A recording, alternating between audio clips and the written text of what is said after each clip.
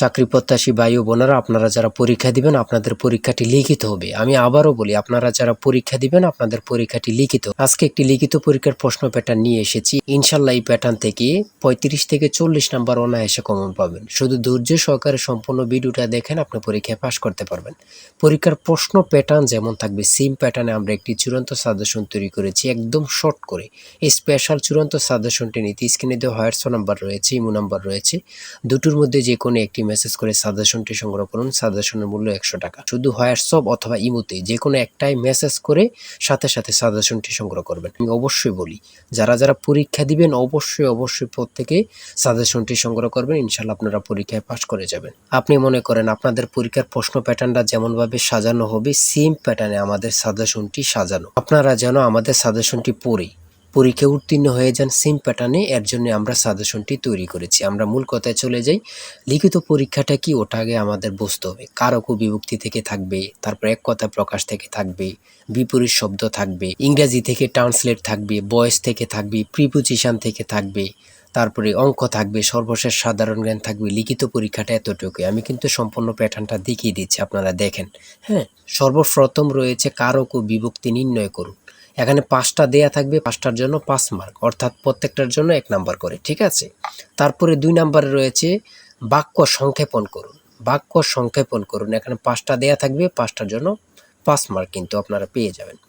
তারপরে 3 নাম্বারে রয়েছে অর্থসহ বাক্য রচনা করুন। অর্থসহ বাক্য রচনা করুন বাক দ্বারা।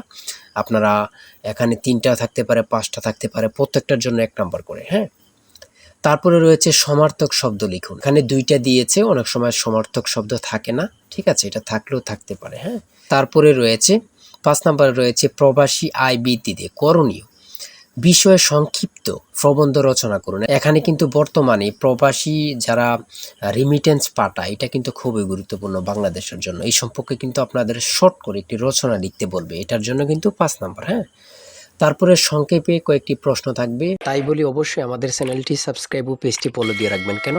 পরীক্ষার নোটিশ, পরীক্ষার রেজাল্ট, পরীক্ষার প্রশ্ন সমাধান, যাবতীয় সকল তথ্য সবার আগে আমরা ভিডিও আপলোড দিয়ে রাখি। আপনি যদি চ্যানেলটি সাবস্ক্রাইব, পেজটি ফলো দিয়ে রাখেন, সবার আগে চলে যাবে আপনার কাছে নোটিফিকেশন। মনে করেন আপনি পরীক্ষা দিয়েছেন, পরীক্ষার প্রশ্ন সমাধান দেখিয়ে দিব, তারপরে রেজাল্টের অপেক্ষা করা লাগবে না, আমাদের চ্যানেলে পেয়ে যাবেন, সকল তথ্য পেয়ে যাবেন, এবং কি নতুন নতুন চাকরির তথ্য পেয়ে যাবে। সার্কুলার দেওয়ার সাথে সাথে আমাদের চ্যানেলে আপলোড দেওয়া হবে। আপনি শুধু আমাদের চ্যানেলটি সাবস্ক্রাইব, পেজটি ফলো দিয়ে রাখলে সবার আগে চলে যাবে আপনার কাছে নোটিফিকেশন। তাই অবশ্যই চ্যানেলটি সাবস্ক্রাইব, পেজটি ফলো দিয়ে আমাদের মেম্বার সদস্য আমাদের সাথে থাকবেন। সংক্ষিপ্ত প্রশ্নের উত্তর দিন। এখানে 5টা থাকবে, 6টা থাকবে, যতটা প্রশ্ন থাকে অতটা প্রশ্নের মান কিন্তু 1 করে। হ্যাঁ,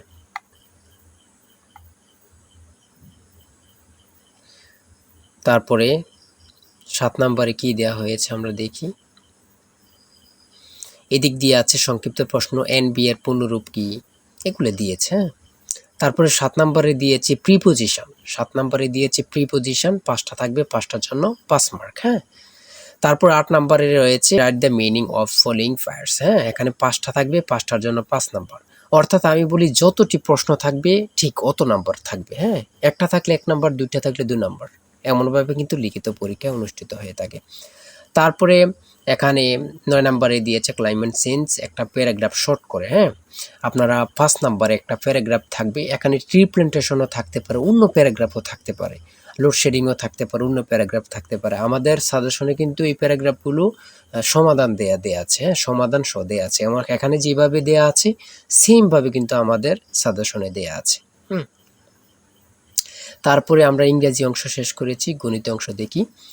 500 মিটার লম্বা একটি ট্রেন 30 কিলোমিটার ঘন্টা গতিতে চলছে। 250 মিটার লম্বা একটি স্টেশন অতিক্রম করতে ট্রেনটির কত সময় লাগবে?